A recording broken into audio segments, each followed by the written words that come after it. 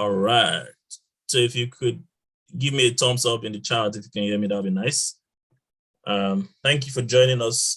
Today promises to be enlightening. We already have our speaker in the house in the chat with us today. And welcome to Emigrate. I'll be taking you through Emigrate. I'll be anchoring to this session. My name is Moody, and I'll be taking you through what we do here at Emigrate. But first, let's start with what this edition promises. Today, we are focusing on UK global talent, how to become a UK global talent. Our speaker today started his journey from being a production supervisor to becoming a global talent and endorsed by the UK global talent, right, technician. You also hear his, experience, how he navigated through and the journey he has had to go through, the investment in technology, building technology, co-founding, and becoming a founder and becoming a co-founder and having a startup that he runs currently. I believe we'll learn a thing, more from his story today. Also, we will tell you about our packages, the freemium model we run and the premium model we run here at Emigrate. You hear about Emigrate and how we can help your journey. Of course, we have gifts. We always give out gifts for those that are patient to the end. And for beginners also, don't shy away from the conversation. Ask questions where you need to, because we'll try to guide with as much answers as we have for beginners who are just starting their journey in tech or the journey to becoming globally attractive, right? So, quick one. Let's go.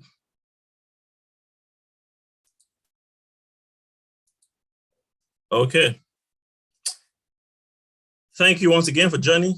So today we're going to be focusing on UK global talent. Our guest today is Damilare Ogunleye. He's the CEO and co-founder of Foodlama, a globally based startup. I will allow him to do a full introduction of what he does and how you can benefit from his startup, right? So quickly, I'll tell you about Emigrate.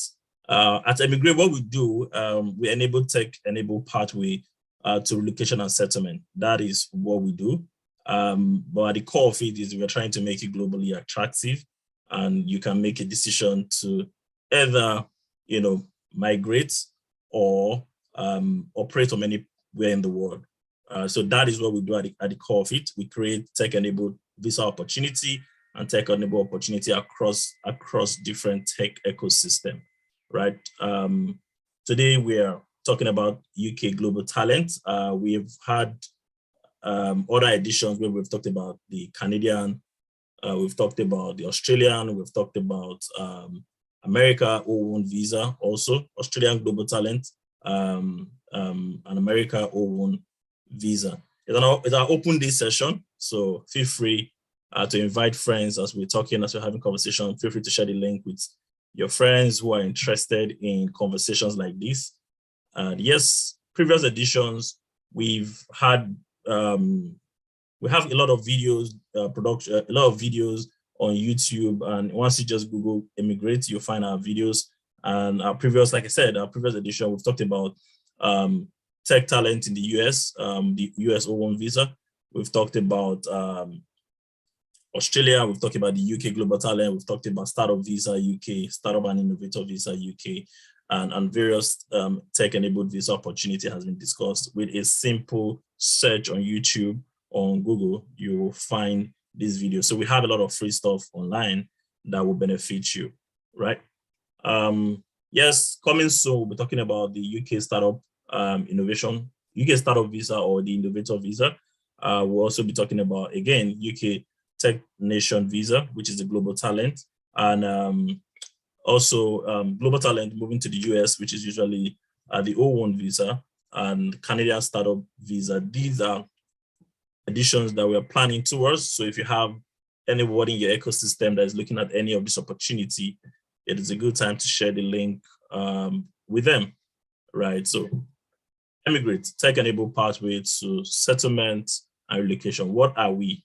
You know, I've said tech-enabled pathway twice. So what are we? What do we do exactly? So what we do is to help you become globally attractive, help you upscale your tech profile or your tech business to a point where it becomes globally attractive, where it is sought after by employers of labor or by investors, if you like, across the globe, right? And in doing that, the natural consequence of that, or the natural opportunity that comes up, is that you now have a visa opportunity, or you now have opportunity to decide if you want to remain in your ecosystem or if you want to move across to a different ecosystem. So like we said, the visa is only a side effect of the objective. Today, we're paying attention to the objective. I know a lot of people will probably be more focused on the visa, but please pay attention to the objective. How do I become globally attractive? Is the kind of questions that you should be asking yourself. And the visa part will naturally or will be easier at that time.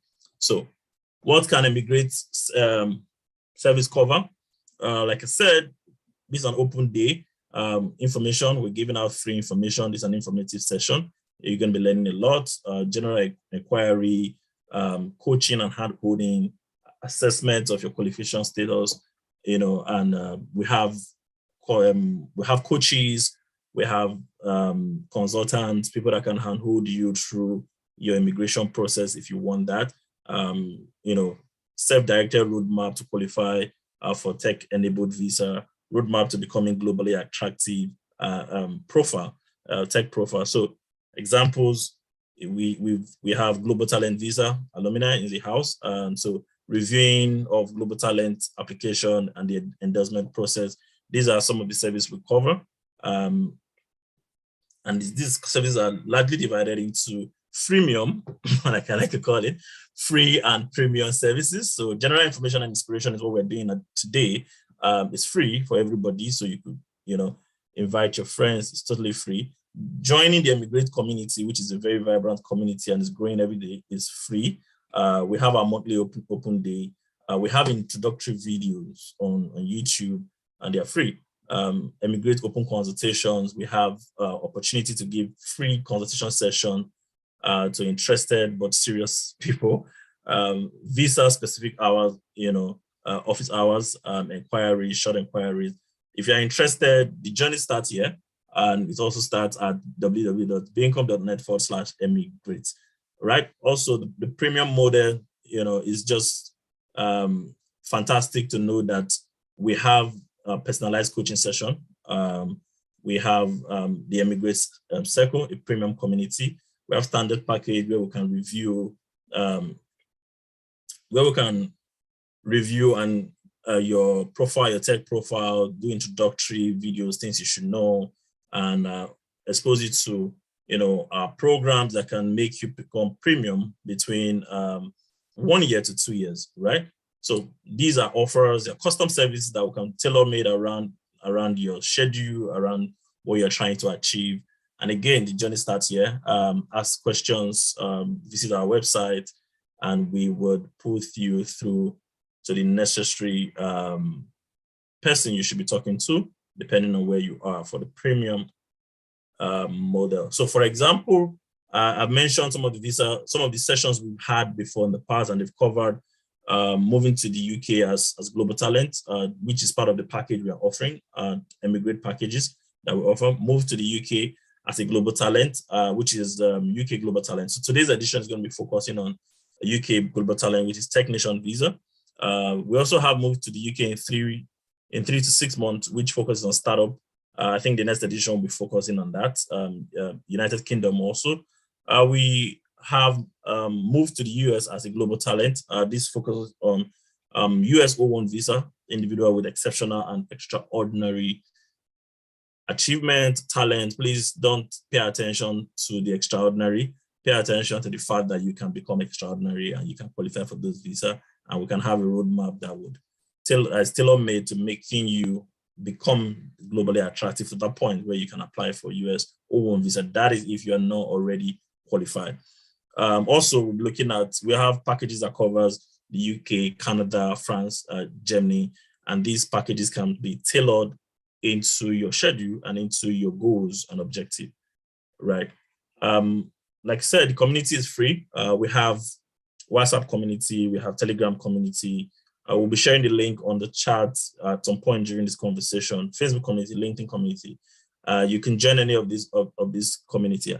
However, the WhatsApp community is a premium community, so we would have to add you into that community. So you start with the Telegram community, just in case you're trying to add yourself to the WhatsApp and it's not connecting, an admin has to add you. So you start your journey from Telegram, Facebook, LinkedIn, or YouTube community.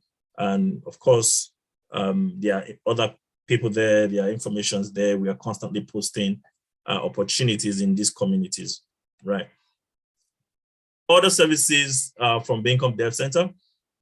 And this is very important for beginners and for everybody in the room to know. We have what we call Baincom Global Tech Program. It's a 1 to 2 year program that exposes you to skills around in tech, exposes you to experience, real life scenario where you have to work on real life projects and where you can gain exposure, right, in the tech ecosystem. This is a fantastic project. We have people in this Baincom Global Tech Program. We have alumni who has gone ahead to become some of the best developers you can find around. So if you are in the beginning stage and you're trying to figure out, where do I start from? The Baincom Global Tech Program is a perfect place to start, and it will take you from beginner level if you want to go through being a developer, being a product manager. We have those tech projects that you can join, and we'll take you through stage by stage from being a beginner to becoming a globally attractive tech talent. Yeah, so if you are interested in that, please log on to the website baincom.net/global tech. It's an intensive program, and we promise to give you the best, right? But you also have to put in your best in programs like this, right? Other services includes a mentoring platform. We have a vibrant mentoring platform. You can subscribe to be a mentor, or you can subscribe to be a mentee on this platform. Last by Baincom, a fantastic cohort program, right, incubator program, where you can join any of the cohorts, and in 3 to 6 months, you will build a product-led digital product, right? A digital product that you can showcase anywhere, you can add to your profile, you can, the idea really is to help you build a product, a digital product, take you through the process from ideation to taking a product to the market, or the refinement, taking a product to the market, growing a product, just for people that are in tech, but they're in services, right? Or people that are trying to migrate into tech and are looking, how do I join a product team? How do I contribute to building a product? There are various products out there, and you're wondering, okay, mobile app product, how do I build this? How do I contribute? I'm trying to be a product manager. How do I maintain a backlog? I'm trying to be a front-end developer. I need a project to get experience on. Last by Baincom is a fantastic place to start, fantastic place to be. And there are different cohorts. I think there's a cohort currently going on, and you can join them if you go to baincom.net/labs. It gives you an opportunity to get real-time experience, right, on building a product, real-time experience on building products, right? So, and we have the headhunter service for people that are trying to look for opportunities outside, even in our local markets. If you are looking for opportunity in our local market that you can subscribe to headhunter service. If you're looking for opportunity outside your local markets and you're looking for opportunities in the West, you can also subscribe to our headhunter services. We help people learn roles faster and build relevant experience in targeted countries. So basically what we're doing is we're connecting you to employers, right, who are looking for your skill, for your skill set. So Baincom.net, again, is a perfect place to go. /headhunters this time. will take you to that platform. So I've gone through the O1 visa for US, UK startup visa, innovator visa. These are some of the packages that we offer. And we have coaches who can handhold you and go through this process. The global talent visa, the skilled worker visa. This is not an exhaustive list. So just in case you're looking forward to, or you have ideas, or you want to move based on a visa type that's not listed here, please join the community, book a consulting session, right? And we can talk through your journey specifically. Now, one of the things that binds us all together, and I've used this word a couple of times today already, is becoming globally attractive, right? It's whether you're going to whether you want to work in your primary market, or you want to work across your primary market, or you want to emigrate or migrate to a new ecosystem or a new market.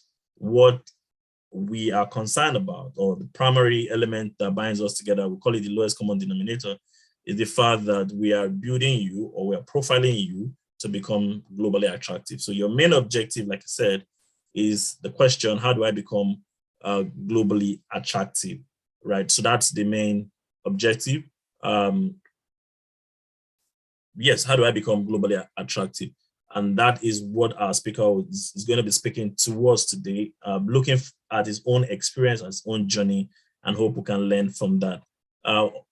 Emigrate Opportunities gives you pathway to settlement, allows you move with your family. So most of the tech visas out there will give you this opportunity, pathway to settlement, move with your family, and these are things that you get when you get a tech visa generally. And yes, for beginners, we can plan with you, right? For beginners, don't look at the fact that, oh, these guys are 5 years in tech, they're asking for 10 years in tech or whatever. We can plan, and we can have a roadmap, a personalized roadmap to get you to that point. We focus on only tech-enabled opportunities. So if you're in the room and you're looking out for art opportunities, you're looking out for fashion opportunities, it's great. But for this platform, we focus on only tech-enabled opportunities. So we're going to be discussing in depth. We're going to be discussing across various opportunities today. But specifically, we're going to be focusing on the UK talent program, right? So for people that are already asking, how do I qualify? What do I do? Where do I start from? How much will it cost me? We get a lot of those kind of questions. And how long will I take to before I get this talent or this endorsement and stuff like that? Fantastic. All these questions will be answered.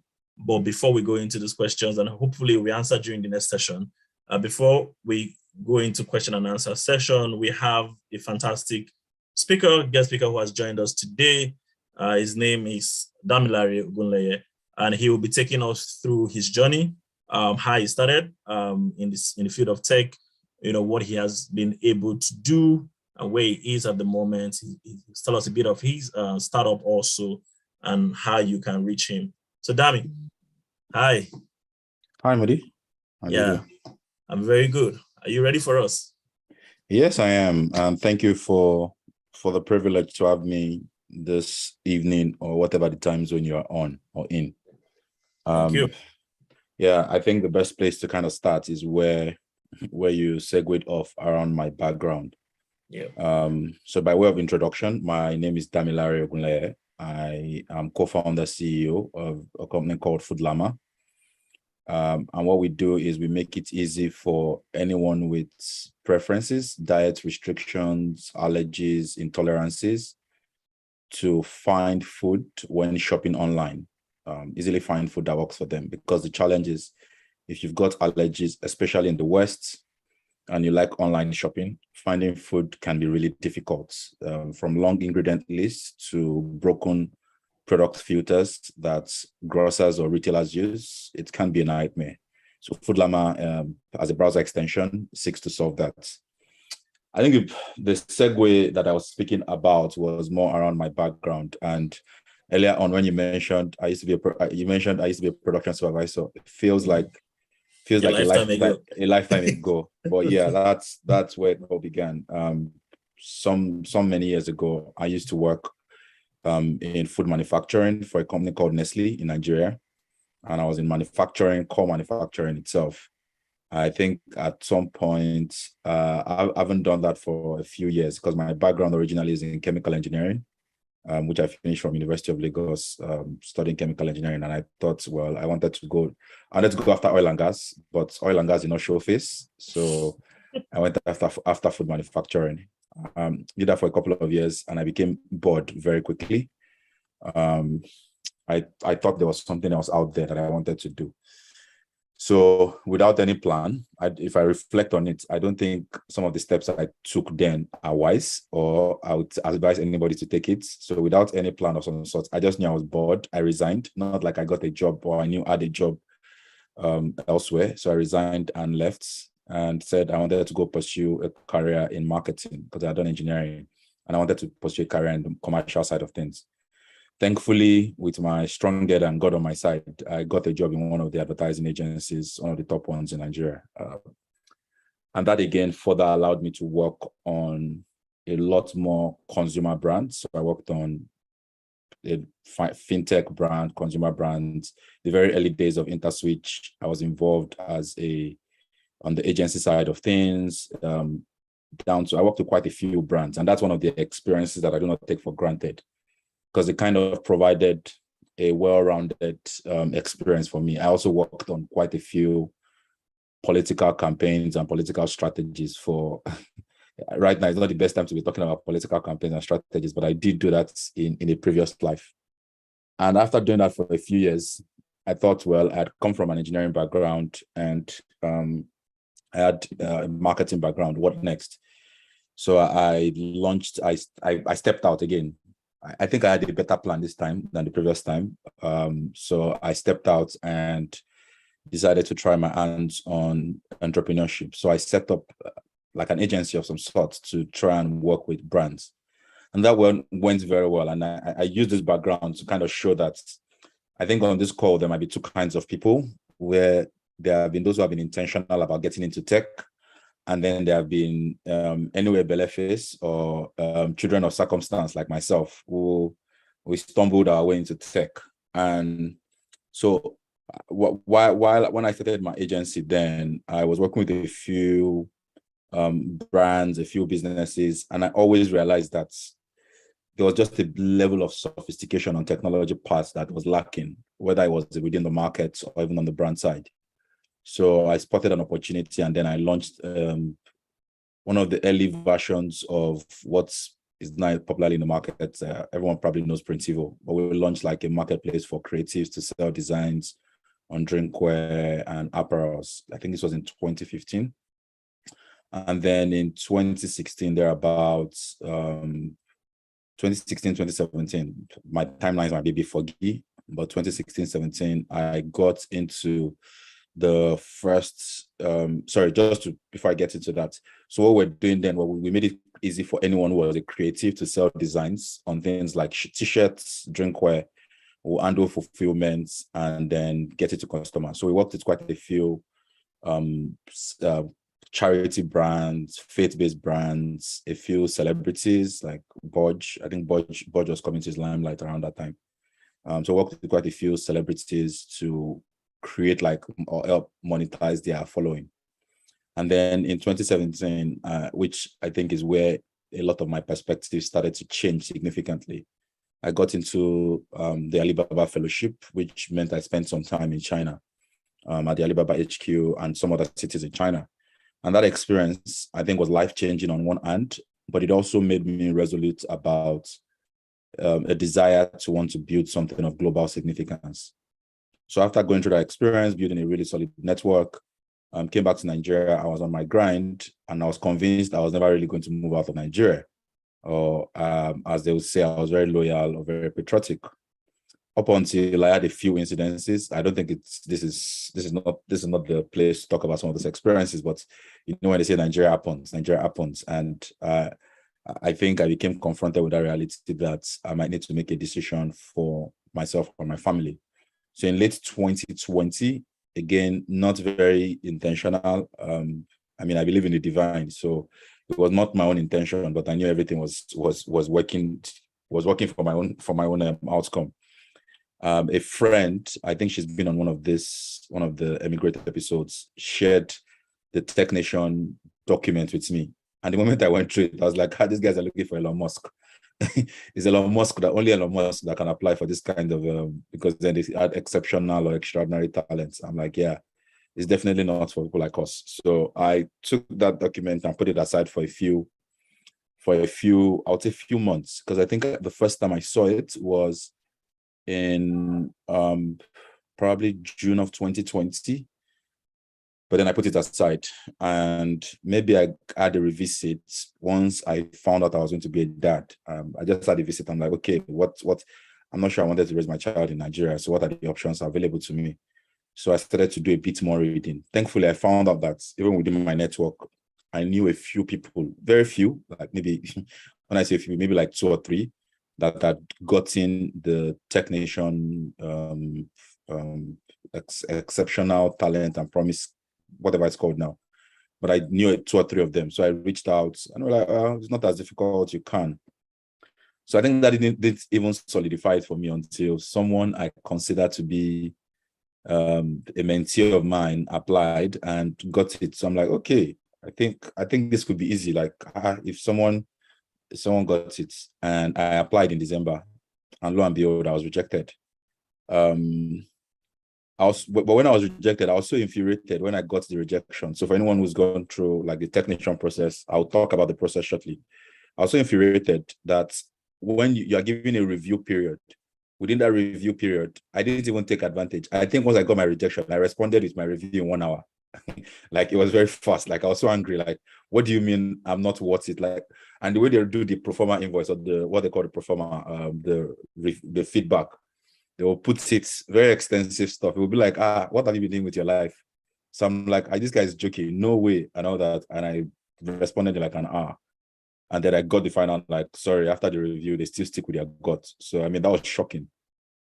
But then I now stepped back and I went to look at some of the comments. So I didn't even go back to it for the next 2 weeks. And I'll talk about practical steps about what I did for applying. So I didn't look at it for the next 2 weeks. And then I went back after 2 weeks and I reconciled the comments with my submission.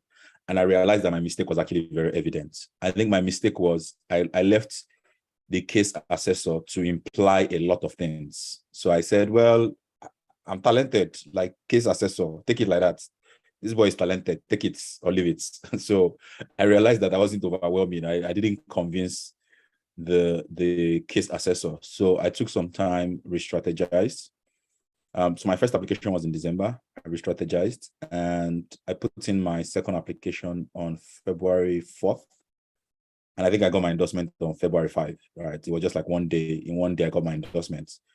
And that could be down to a lot of things. But when I look at the submission between what I submitted between the first one and the second one is night and day.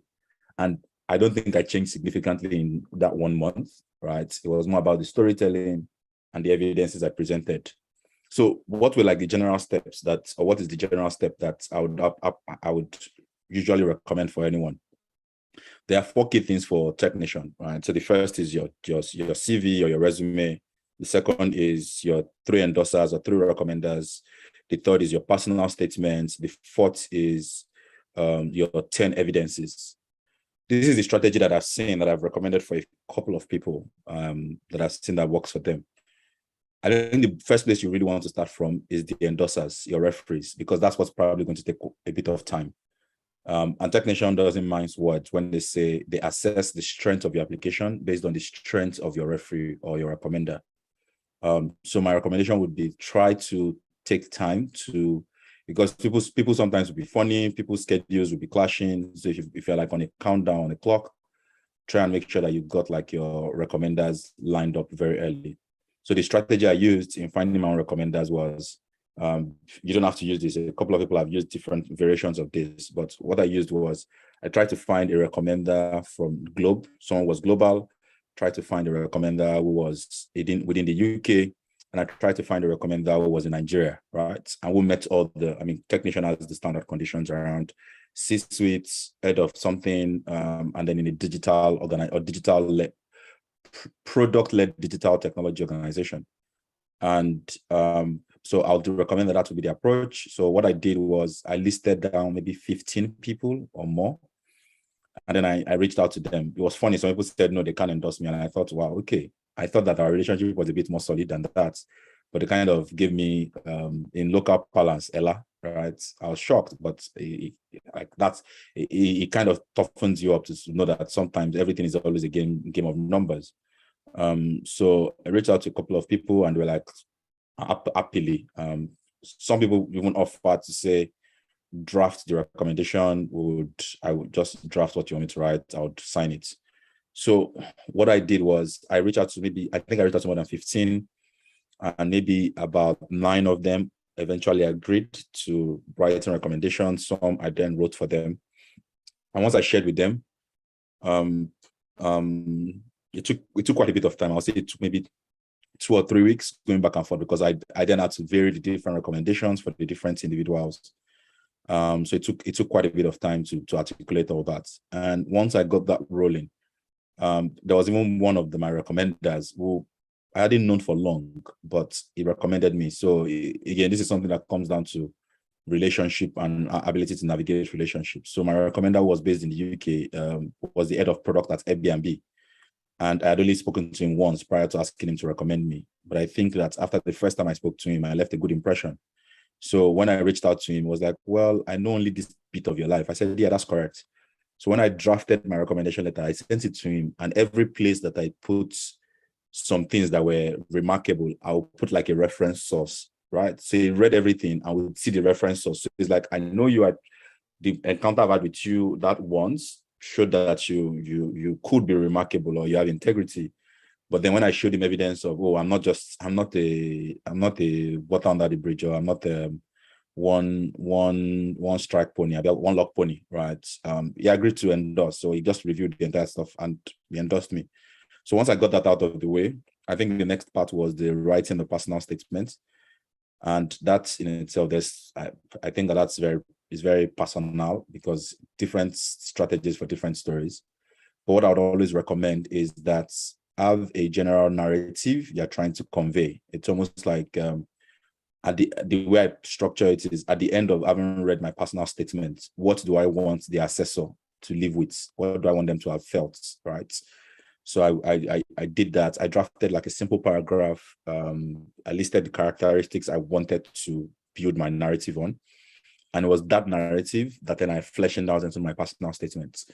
Now, after doing that, I used my personal statement to then build my resume or my CV. Yes, you already had CV. But CV, the way we do CV in Nigeria and the way they do CV, yes, it's a bit it's not kind of different. It's very different. It's very, very different. So I used my personal statement to restructure my CV. And then after I had these 3 things, I now started putting the evidences together. Now, the mistake I see a lot of people make when it comes to technicians sometimes is they obsess so much about the evidence and forget that the evidence is part of a continuous story. Like, it's a story you're telling, and the assessor is reading a story. So while you should check on many of the boxes that are under the mandatory criteria or the optional criteria, ensure that you are building a consistent story. So what I then did was, I didn't necessarily follow the way it was written in like, that was not the way I followed it. What I listed was, in that paragraph of my personal statements, I only provided evidences to support every of the bullet points I wanted highlighted, right? So I have international media coverage. I had a specific document that highlighted all the media coverage. And thankfully, I'd done a bit of media exposure in the past. So just one evidence was all my media coverage in the past. On another part was my contribution to the ecosystem. So I'd done some work around policy. I've been involved in policy. I'd spoken at events. I'd represented a few policy stakeholders and all that. So I built that story. And that's my own recommendation, that you do not just start to work at the evidence, try and work from the back build a continuous story, right? And ensure that, because what your endorsers say need to reinforce what your personal statement says and needs to reinforce what your evidences say. So that's the narrative. I think that's a bit about applying for technician. I'm happy to take questions during that time. So what's it been like since I got here for me?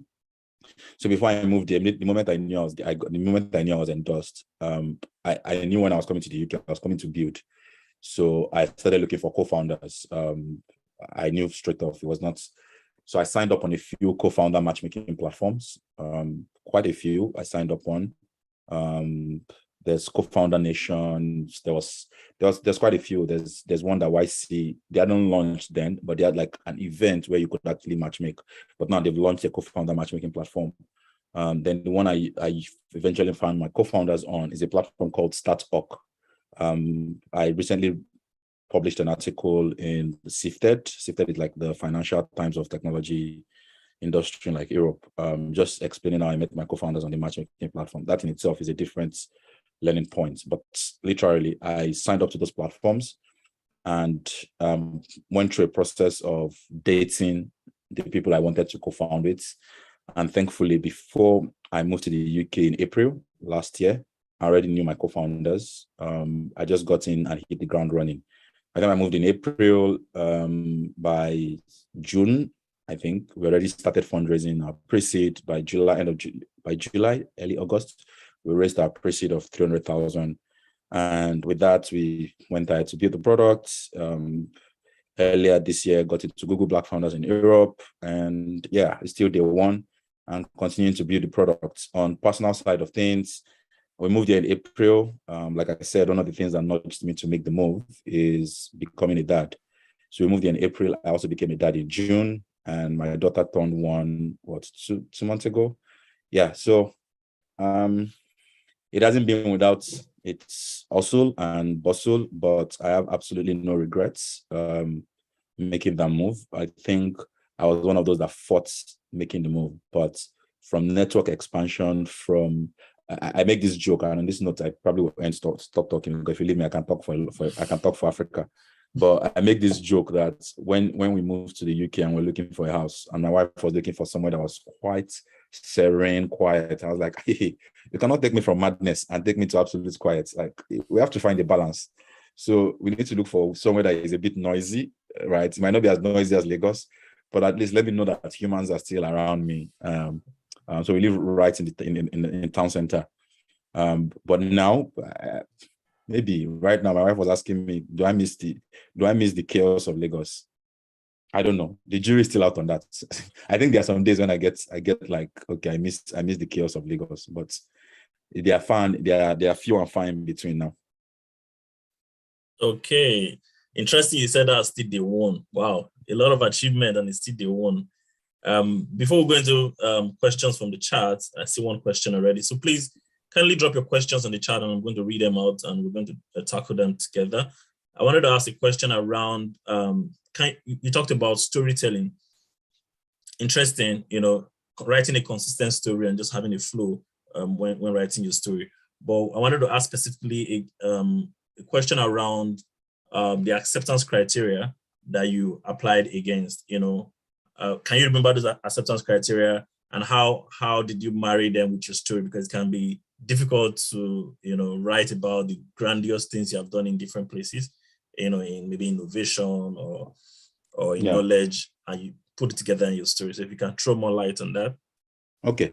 All right. So one of the first things I think I've become better at it, or I'm getting better at it every day, and I use this word, is that culturally, as Africans, there's one disservice that they've done to us, which is humility, right? We need to be humble, right? We are taught humility. Our religions teach us humility. So I think one of the first things and this is even post-technician, if you're trying to get into an ecosystem like this and want to do great stuff, you need to learn the humble brag. You need to be unashamed of your brags, of the things, of the stripes you've got under your belt, because that's one thing that I've had to learn. Thankfully, I did have I think, like I said, there'll be people who need to be very intentional. There have been those who have stumbled into it. Thankfully, I didn't know some of these things, but I had been doing that. So I have very good media coverage. I've done some volunteering and policy work. I just continue to do all these things in different silos.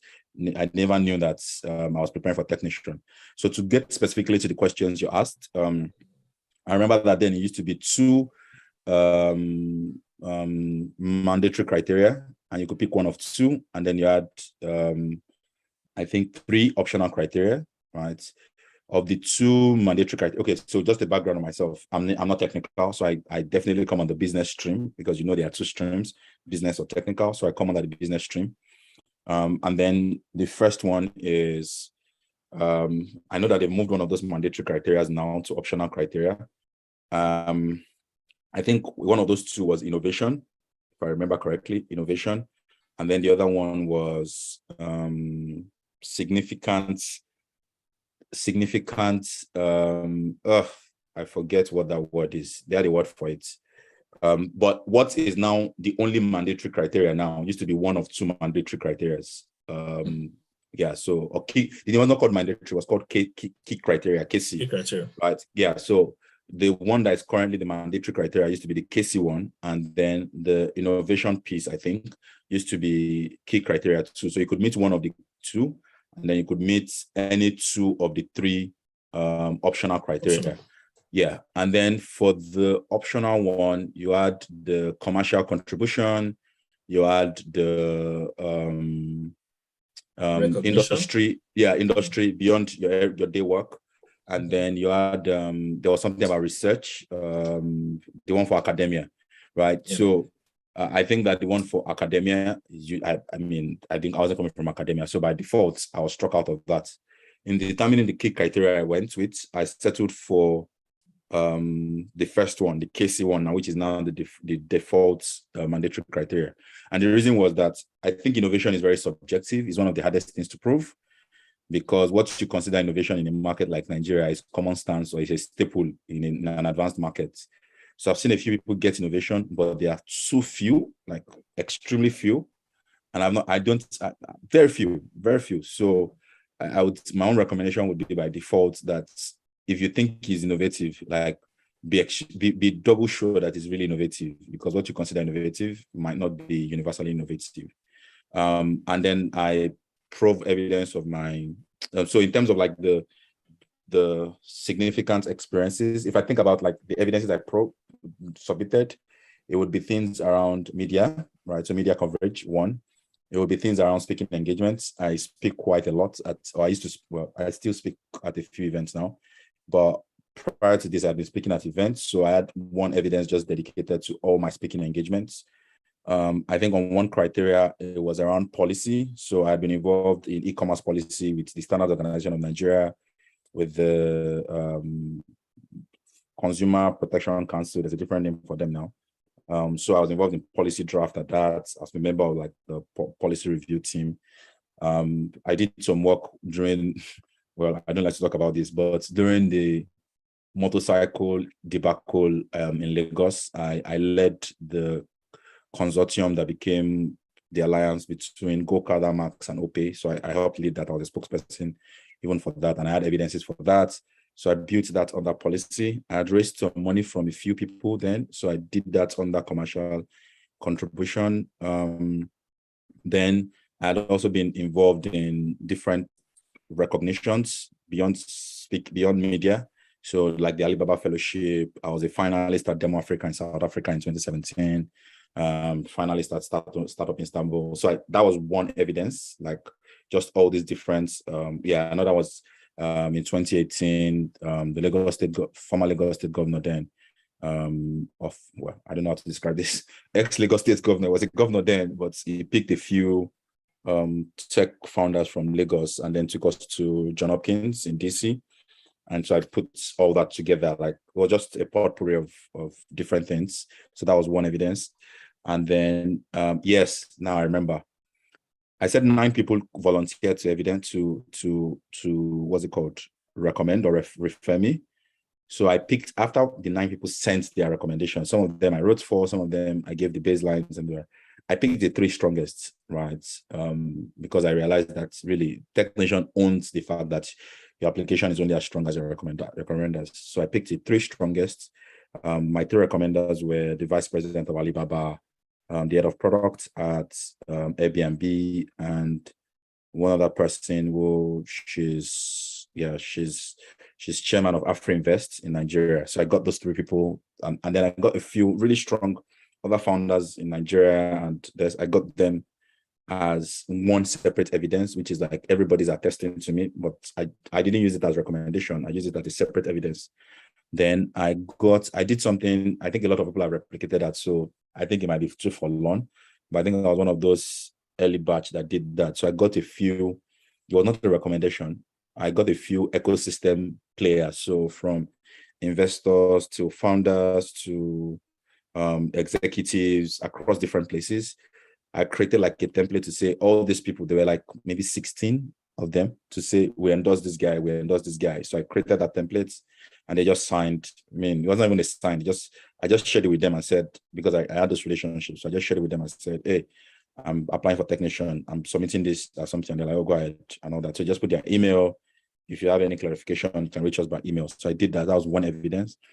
What other evidence? I think those were like the core of, then around product design, some of my initiatives that I worked on personally. Oh, by the way, I had been involved in organizing the first energy incubator in Nigeria, the oil and gas energy incubator. So I got some endorsement from there, some recommendations from there, and just showed the entire process of being involved. So I think that's my own journey into providing evidences. Yeah.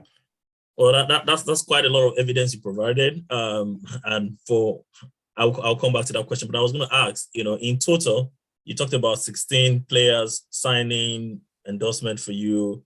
In total, did you submit up to 40 documents? Because I was trying to count. And is it necessary to have that huge in terms of number of evidence to submit?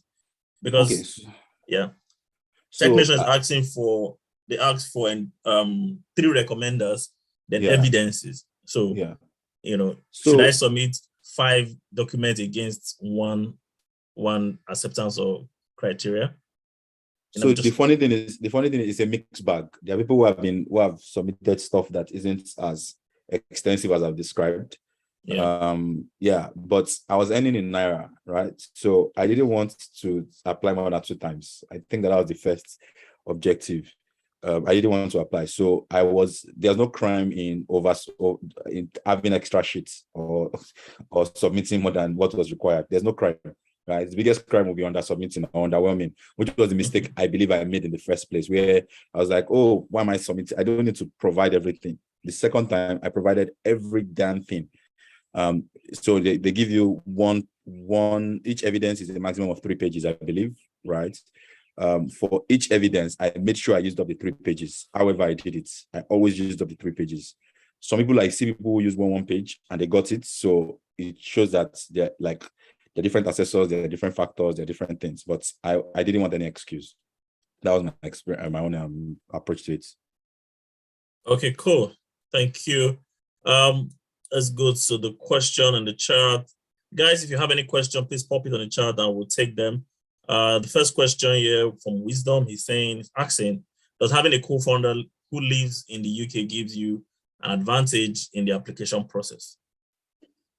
So the way you need to think about it is that you don't need just one upper, you don't need, or let me rephrase it.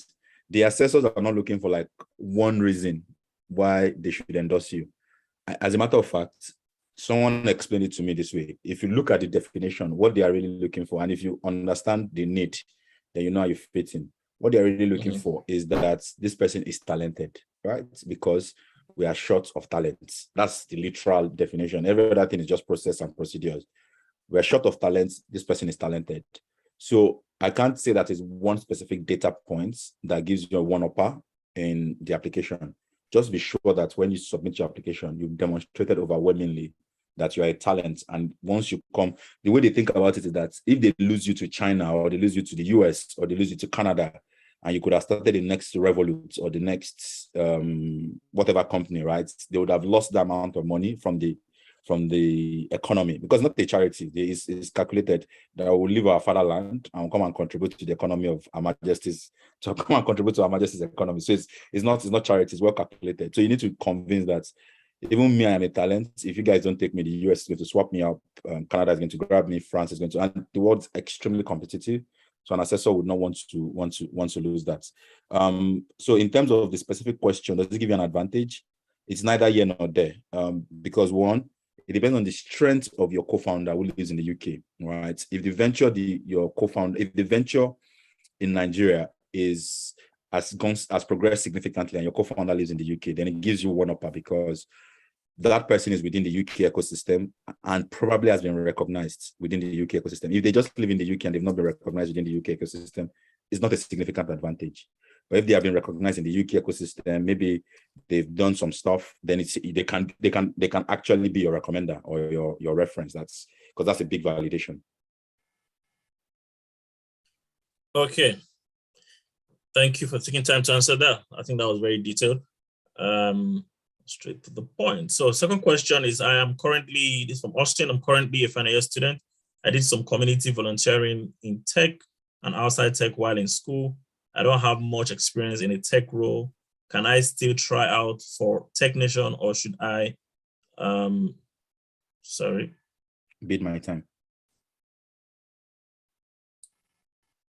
Or should I bid my time and get more network and experience, Okay. I mean, there's a straightforward answer to that. My own experience, and Emigrate might correct me. In my own experience, technician is not the best for if you are fresh out of school. You probably need to have worked on something significant while in school for you to be considered. So they prefer the sweet spots. Just even my continuous engagement with like the technician guys, the sweet spot is some levels of experience. Even if you're applying for exceptional promise, you still need some levels of experience that is exceptional. Because this is one mistake I see also people make. People just say, oh, but I work in tech, I'm exceptional. No, you work in tech, and you will see this many times when the assessor gives feedback where they're like, well, the person is just doing their job. They're not exceptional. It's just their job. They're paid to do that, right? So I would say my gut feel, I don't know your specific scenario. You might have more exceptional stuff or extraordinary stuff than you've detailed here. But my gut feel would be that if it's volunteering and you haven't got experience, you might want to work in the journey. Like there are people who are working at getting better profiles for technician, right? They take months to prepare profiles. So they get more speaking engagements. They take more volunteering roles. They become very intentional. That would be my own recommended path. But there are also other pathways for someone who's fresh out of school. I think Emigrate is best served to tell you more about some of those other pathways beyond technician.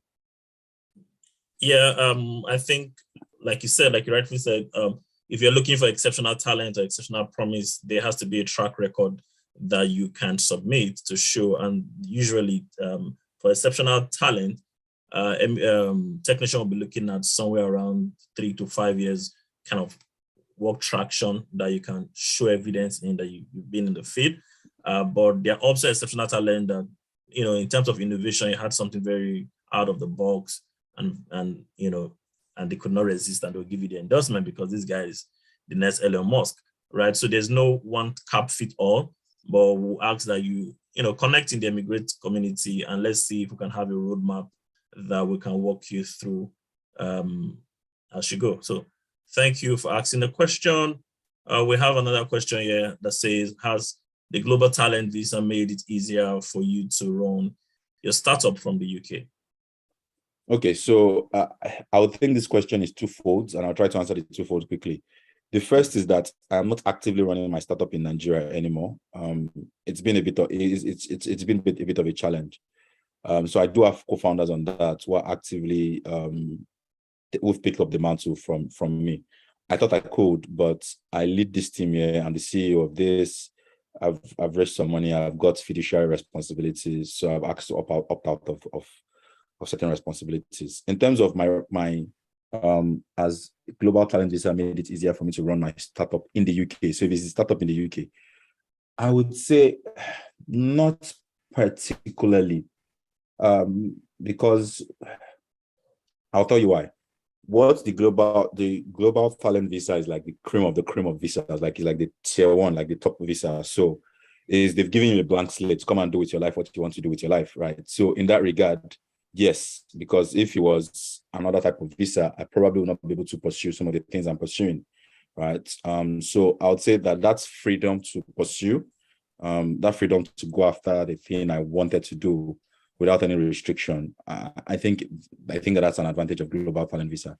I also think that even in conversations, I use it a lot in fundraising conversations when I'm like, I'm an exceptional talent, migrated to the UK. They're like, this guy is Elon Musk that just moved to the UK to come and build stuff. So for storytelling, like if there's anything you're going to leave this call with, become a better storyteller. So for storytelling, yeah, I think it makes my job much easier.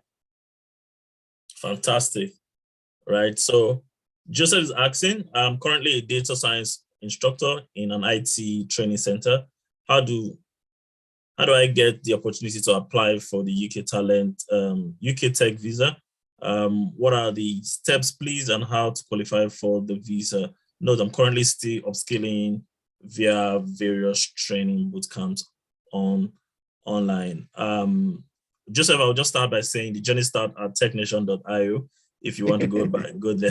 Go there. Exactly. I would have said the exact same thing you just said. Right. Technation.io gives you detailed information about how to apply for the visa, the criteria, the key criteria. Yes, we have information here, and our guest speaker has gone through, how he applied, shared a lot of information. But we also want you to do some work, right? You need to also spend some time to go to the platform to even fact check or sense check all these things we're saying today or you're hearing today. Are they true, right? So if you go to technation.io, you'll find the information, how to apply, where to apply. But if you need someone to handle you, if you need a community, because again, a lot of people function better in groups. A lot of people function better when they have a team around them. So if you need to be in a team, I see that you are, currently upskilling your skill set. And if you need a team to work in, Emigrate is fantastic. You can jump on any of the Emigrate community, and you can find a body there, and you can walk that journey together. So I would say that's the first place to start. But please do go to technation.io and read up and just understand what you are getting yourself into first, and invest properly. Try to invest your time properly. So yeah, Femi has a question, and he said, for evidences, can that include links online? Can that include links to online write-ups or article written about a startup I co-founded? I think Damilare is in the best position to answer this. Yes, it can, but no, be very careful. So make sure that the link or where it is linking to has some prestige, has some value. Like, so if you say, I don't know what, myeagleonlinewatch.com, I think you should include it. Like, it's a no-brainer that is of insignificant value. So my recommendation would be, if that's absolutely what you have, I mean, yeah, put it. But prioritize more prestigious platforms, right? Prioritize them better. So for instance, LinkedIn stuff, no, it won't qualify. Medium, it won't qualify. So I think they used to, I don't know if they've changed that rule, but they used to say that self-published accounts were not accepted or would not really be considered. And then you would need to cite, like, because I remember when I put my own media sources, I would say, for instance, The Guardian, #1 something in Nigeria, right? Or Business Day, the top business newspaper. You're citing the strength of the media publication that you're quoting. So I would say that yes, you can include links. Absolutely. Like, I had just one document that contained links to maybe about 23 media appearances I had. Okay. So fantastic. Sorry, Moody, I wanted to speak to the question that Joseph asked. I just wanted to add one point, which is that if you go to technician.io, there's a quick quiz. There's a quiz that you can quickly take that gives you an idea of your readiness. So it's just a quiz. You can quickly take that, and Moody's spot on in terms of like, read the technician.io, but be ready that no matter how good you are, if you read the technician.io, I'm still looking for the person that read technician.io visa guide and thought they were fit immediately. 95% of people who read it the first time thought they were not a fit. So if you read it and don't think you're a fit, that's not enough condition to exclude yourself. I just thought to add that.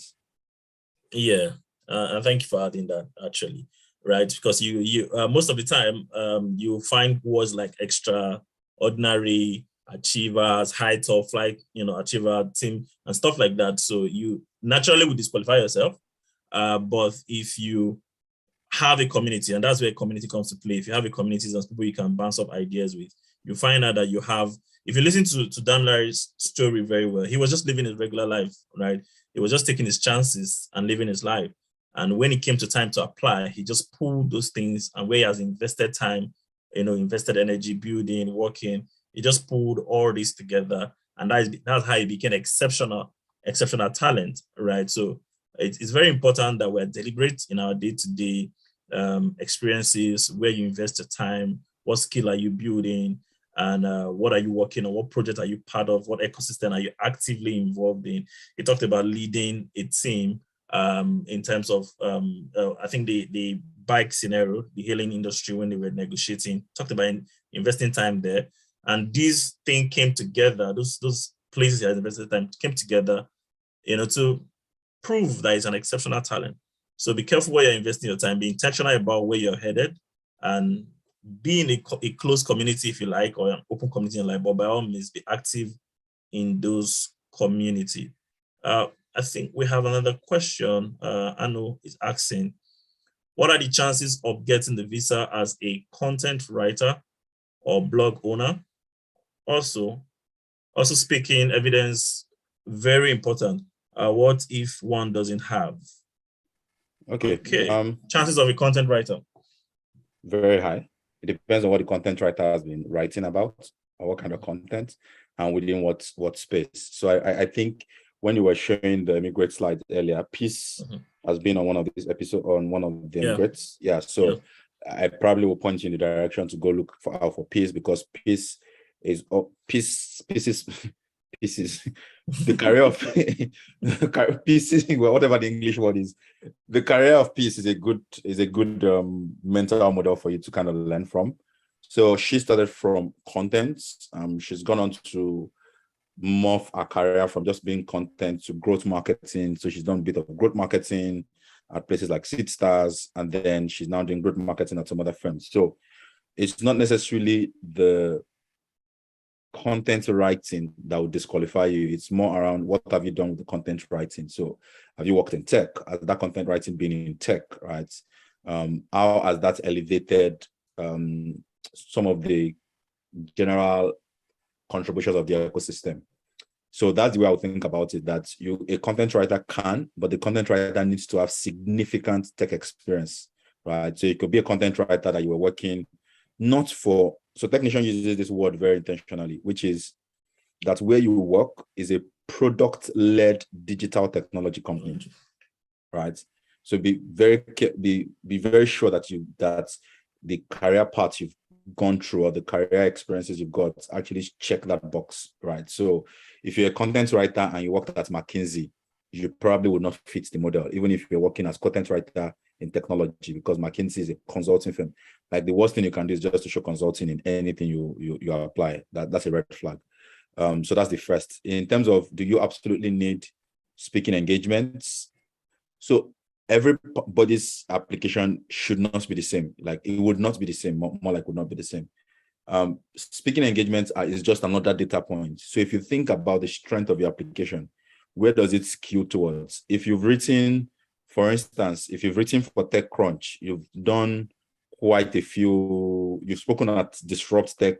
I've gone back to speaking engagements, but if you've written for TechCrunch, you've done quite a few other things that are overwhelming evidences. Then even if you are weak on speaking engagements, it can be overlooked, right? Because it still says a consistent story. Okay, maybe this person is like engineers don't, for instance, technical people, engineers, they don't always get speaking engagement. Some of them are emits that are behind the screen and they are super talented. Some get speaking engagement, but some don't. So it's not one cap size fits all.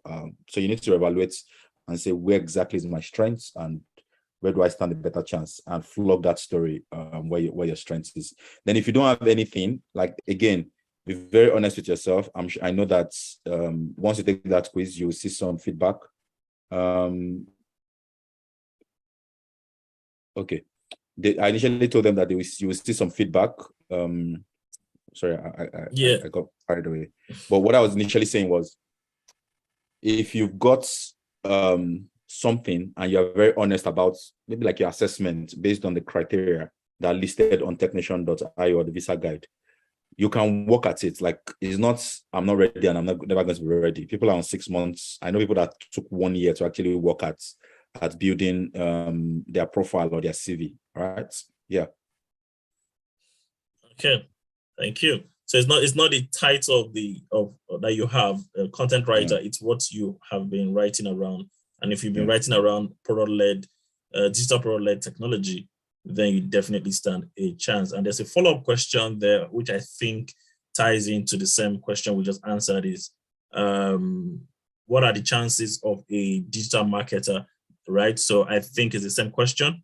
All right, the chances are high for a digital marketer. Is what have you been spending your time writing about as a digital marketer? And we've given an exceptional example of Peace Itimi, who was a digital marketer, a content writer, and she has gone ahead now to become head of growth in several organizations. Right, she's a good model if you want a model in that area. So yes, digital marketing or digital marketer, you stand a chance as long as you're writing around product-led digital technology. Right. So I will segue into the next question quickly. What about web developer? Will portfolio suffice as evidence in this case? I don't know if Damilare can speak to web developer. Yeah. So I mean, so for web developers, you're on the technical part. Yeah. I think the biggest evidence is, so the question is, will portfolios? Yeah. Portfolios would not necessarily count, except, so if you think about like if you've got like GitHub repos, right? You can include that, but if it's like websites, so websites, I'm guessing this is website developer, and you've done this as freelance. Tricky, very tricky. I mean, there are ways around it. It's not everything that is, there are 50 shades of gray. I think if you're a web developer, if you have not worked within a product-led technology organization, it's very tricky, right? If you've done freelancing, so you've done web development with clients A, clients B, clients C, you will be treated like a consultant in a regard, right? So that might be that might be a bit of something to be wary about. I've seen people find different ways around it, that I can't really speak to, but yeah. So if you're a web developer that's done freelancing, your portfolios, I wouldn't recommend that. But if it's that you are a web developer that you used to work at product-led technology company A, and then you move to product-led technology company B, it's no longer portfolio, right? So you're talking about the impact of the technology you built there, how well was it used, the levels of engagement, how many people did it serve, right? If you built a product while working with company A, right, what were like the impacts? You measure it in terms of time, revenue, cost, quality, and time, right? So like, was it a case that helped people to do something better, quicker? How much in terms of like hard numbers did you help to save or improve revenue by? And then there's a last one, quality or something, like, efficiency.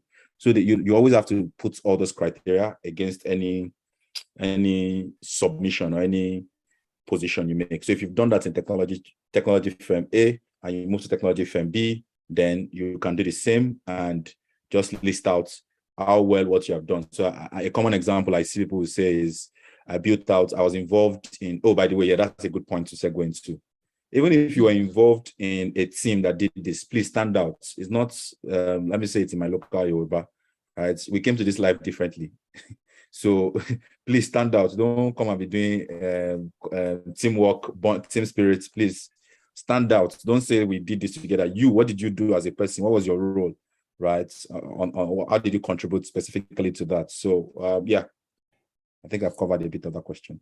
Yeah, thank you, Damilare. So as Damilare was speaking, we there's a poll going on, and we encourage everybody to be part of the poll. It's just a short 3-question poll, right? And thank you very much. It's going to run for about a minute or two, and please jump in there. And also, we have links to the communities, to the various communities, immigrant community, I should say, on the chat. Just copy those links into your browser and you'll be able to join this community. However, like I said, the WhatsApp community, we have to add you to that WhatsApp community. So please start your journey from the Telegram community link, Telegram, LinkedIn, Facebook, every other link work apart from the WhatsApp link, because an admin needs to add you in that group. So quickly, we have a question from Chiedu, and it's asking, please, I would like to ask if there are steps you could recommend for someone who's been in the tech space for about 5 years, but was in a low-key role like ICT training and computer networking in a computer center. And how many years do you estimate that that person can reasonably or realistically build his or her profile to then apply for Tech Nation visa? Damilare, do you want to speak to this? Yeah, I feel this is one of those questions that I can never have a direct answer for. I can only just I can play around the fringes. The reason being that if people can turn around their fortunes in 1 year and be ready to apply for technician visa, for some others it might be a bit longer. So I'll be doing a disservice to tell you that 1 year is the common average.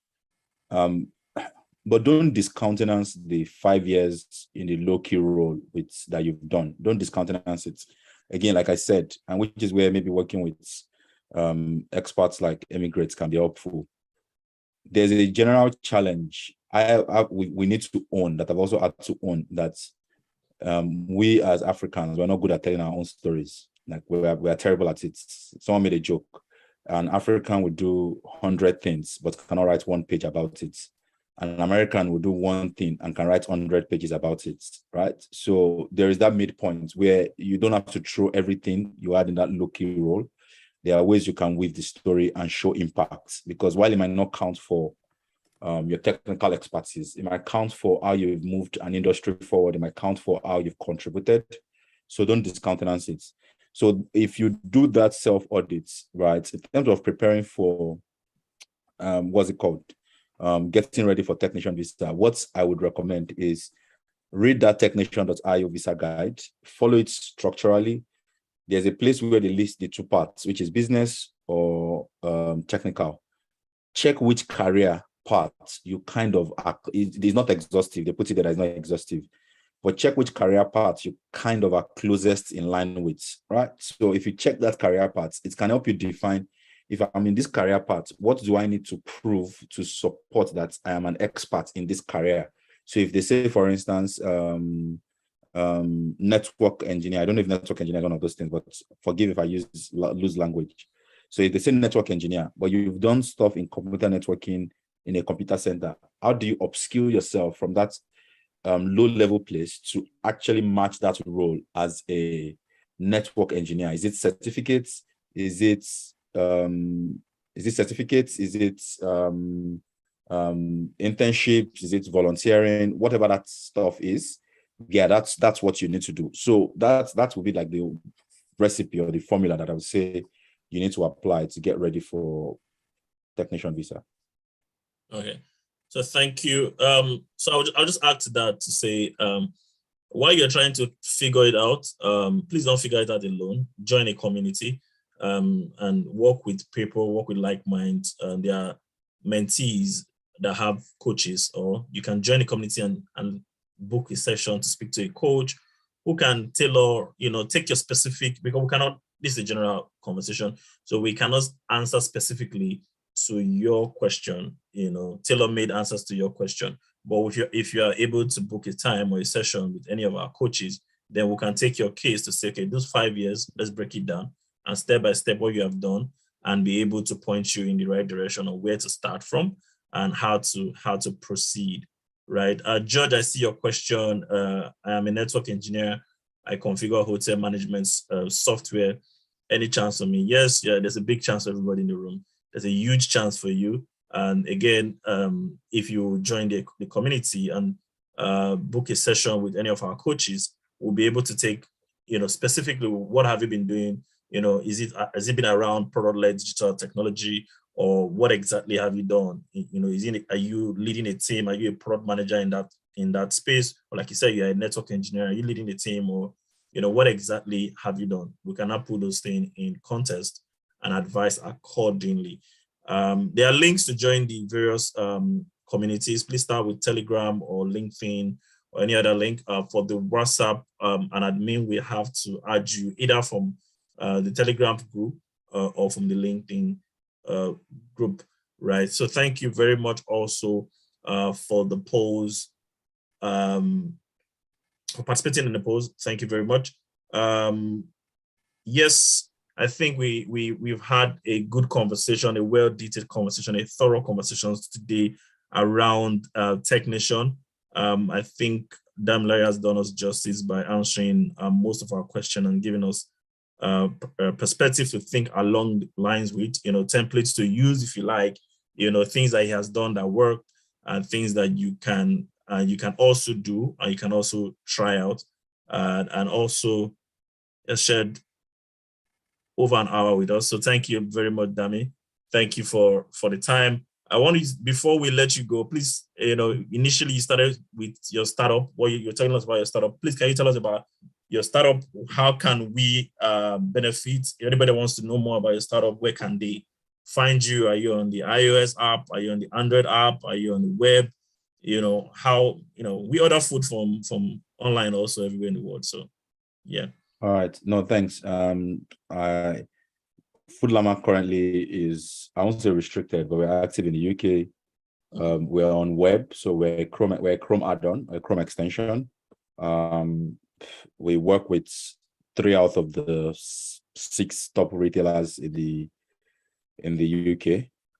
So if you shop on Ocado, Tesco, or Asda, you can install Foodlama, start using Foodlama to make your shopping easier based on preferences.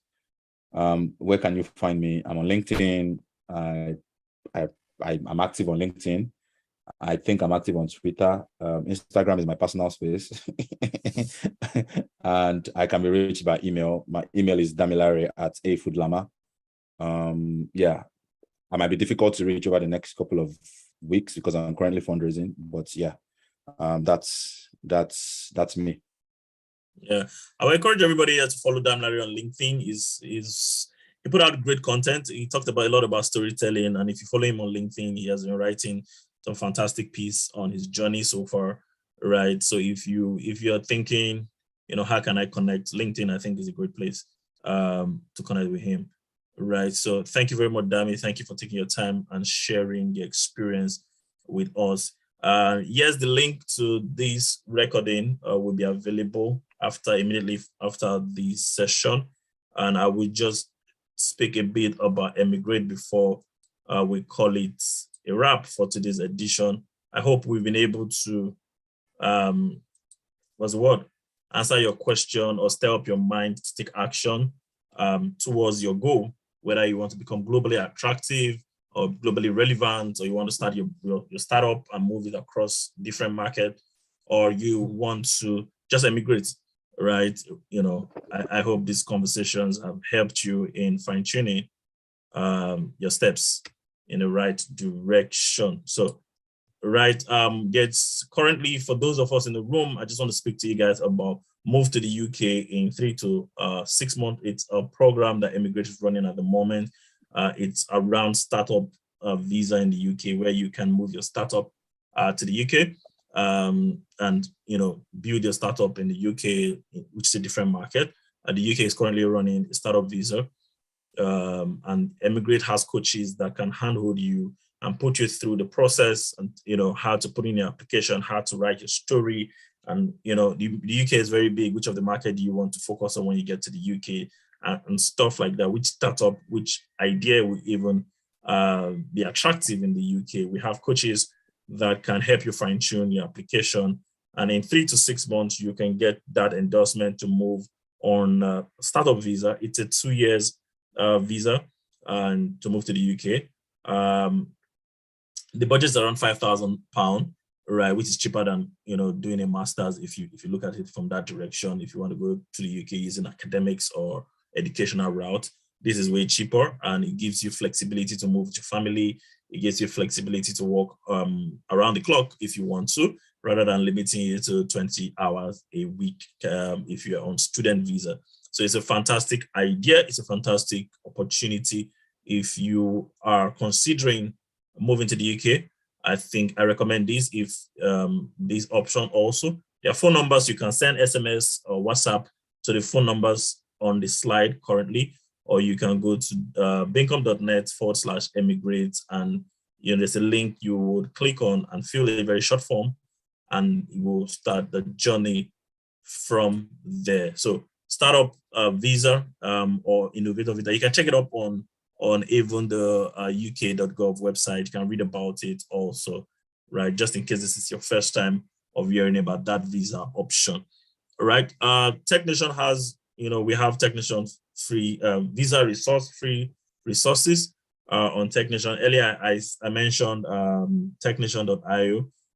There are free information out there, visa guide, technician.io/visa tech nation visa guide, right?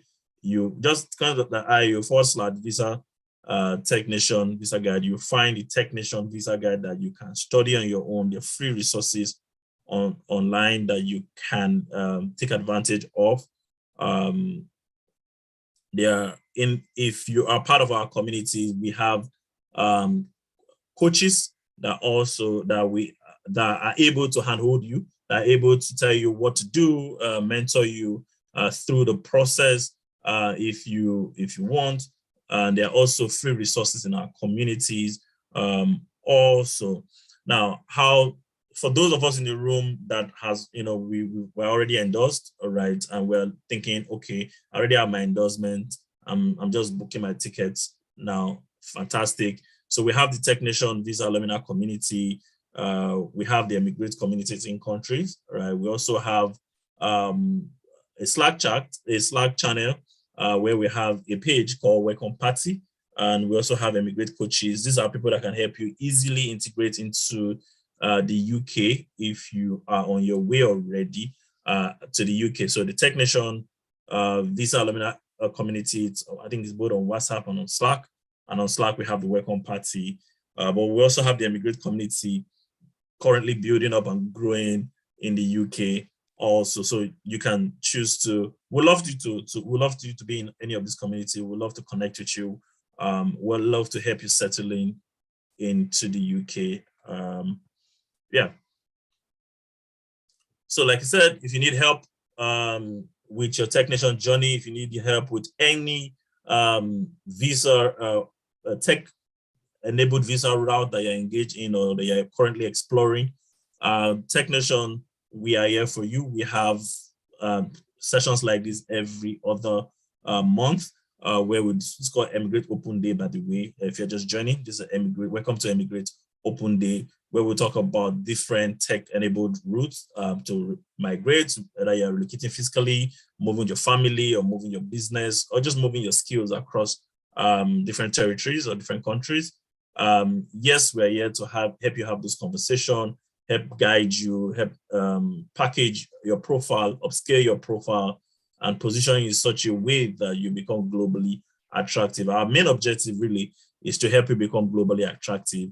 And like we say, the visa endorsement is just the icing on the cake once you become globally attractive. So talk to us for free. If you're interested in having a session with us, please leave a comment on the chat, and also just leave a comment on the chat and we'll get back to you for subsequent conversation, a coach will reach out to you and we will take it from there. So thank you very much. Dami, are you still in the room? Do you have any last word? Yeah, I'm still here. Yeah, just before you share your last word, there are a couple of people in the room. So and I need you to speak to these three set of people that are just new in the tech space, and people that are already in the tech space. And like somebody asked a question, they are already trying to apply for technician. Just a final word on what for this category of people in the room. So people that are new. People that are new into tech, school leavers, university graduates, they're just coming out, they're still trying to figure out what part of tech to focus on. How do I become, globally attractive? Then people that are already in tech and they're trying to make that decision to say, is this the right thing to do at this time? Should I be moving or should I be investing time in Nigeria or whatever country I'm in? And people that are already on their way out, if you can. Yeah, speak to this category of people. Yeah. All right. For the first category, you don't need anybody's permission. Like I said, I stumbled into tech, and I think it's very reputable. You don't need anybody's permission. I sometimes would hear people say, "I'm trying to break into tech." Then break into it. Like, why are you trying? So you don't need anybody's permission. There's a lot of opportunities, and there's a lot of ancillary roles or ancillary services. Not everyone needs to code to be in tech. So that'll be the first. Like if you think tech is something you want to do, break into it. There are many pathways there. So the second category that is thinking, of course, not everyone needs to migrate to the UK or migrate overseas. Some would make it very well in Nigeria or make it fantastically well. So I kid you not about that. But I think if you're looking for many things, for me, what I was looking for was a different ecosystem. I also wanted a chance to raise a family. I wasn't too sure. I didn't want to continue to fight against devaluation. I was tired of that fight, right? So if it depends on what you want, but I think I wouldn't kid you to say that it's all rosy, but I tell you that we've just been here just over a year, and I have absolutely no regrets for any of the decisions around fears of migrating. As a matter of fact, I tell someone, I'm not loyal to the UK or loyal to London or anything. I can up my bag right now and move to another country, right? Because now I've learned the skills that it takes to move up and leave or up and move. So if it's your first time you want to up and move, please go ahead. No barriers. And just be mindful that, again, things are driven by time. So maybe they've got technicians today in the UK, it might not always be there. It was not always there. So be conscious of the fact that there's also time for all things. And then the last part, if you've already gotten your endorsements to any part of the world, just be clear about what you're going to do there. And you don't need to even get there to start activating the things you need to do. For me, because I was very clear, and I've spoken quite a bit about this. You can check out my blog. I've written a bit about some of the things I've done or I did in getting into the UK. So I was very intentional about network. I'm part of quite a few paid and free network of founders and entrepreneurs. So be very clear about what you want to do before you leave Nigeria, and start activating those things before you leave Nigeria. And yeah, I think the advantage of the West is there is some level of certainty that if you put in hard work, it will pay. There's that level of certainty. Of course, maybe you won't be ultra wealthy. That's not a guarantee, but at least you can be guaranteed that you're not fighting against poverty. Yeah. All right. Thank you very much. We've had a wonderful time and a lot of information that you've shared today. We're super uber grateful for your time today. Thank you. And thank you for everyone that's joined today. I hope this has been useful. To continue the conversation, you can go to www.bankup.net/emigrate open day. And we can continue the conversations there. You can join any of our community. And also you can follow Damilare on across the social media platform. I personally recommend LinkedIn. If you are trying to be globally attractive, you should play in the space that everybody that are trying to be globally attractive is playing in. And LinkedIn is a unifier for everybody. It's the social media for, most people that are building something significant. So yeah, connect with him on LinkedIn. look out for his write-up. He's a fantastic writer, I can say that. All right, thank you very much. Thank you for taking part in the polls also. If you have any question, any further question, emigrate, www.baincom.net/emigrate open day. We will take your questions there, and join any of the community, Telegram, LinkedIn, any of our community, join any of our communities and ask your questions. And we are ready to help as much as we can. We are not, what's the word I'm looking for? We offer freemium, we offer product advice. We are not travel lawyers. Please don't come and ask travel lawyer questions, but we would, as much as possible, navigate you through things you should do, how you should script your application, how you should write your story, what acceptance criteria would you be best suited for, right, when applying, and we will give all those guidance, right? But still, we still need you to put in the work, like going to technician.io to read up yourself, investing time in profiling yourself very well, getting your 3 guarantor referees rather. It's very important you do this work. It's very important to write your intentions. What are you going to do in the UK, for example, if you're moving with technician? It's very important to profile yourself correctly. We'll offer guidance, but you still have to put your input. If you want a premium service, we're also open to that, and we're open to having conversation around that also. So thank you for your time. This has been wonderful. The link will be shared, and you can go back to watch if you missed the beginning. And you can also, even after the session, you can reach out to us across our various communities online and via WhatsApp. WhatsApp's online too. All right. So thank you very much. This has been good. This has been fantastic. We'll see you again next month for the September edition. We will look out for our communication material, and please share this with your friends, your family, anybody that's looking into migration, and or anybody that's building a tech profile within any ecosystem. They will find this useful. So please do share the link when you get them with friends, and do invite them to join our subsequent or our next edition, which will be I think the first week in September. We'll have an open day edition, and I think the third week we'll have another session of Emigrate Open Day. So till then, thank you very much. Take action, take action, take action. I would like to say, don't just listen to words like these, experiences like these, and go back to normal. You should take action. If there's nothing you have learned, start learning how to write your story yourself. Start reading up on tech. Go to technician.io and just read up what technician entails if you're just hearing about technician for the first time, and join the community and engage in the community. Take action, and that's the only way you will find these sessions more useful, when you take actions. So thank you very much, everybody, for your time today, and we'll see you and your friends next time on Emigrate Open Day. Thank you very much. Have a good evening.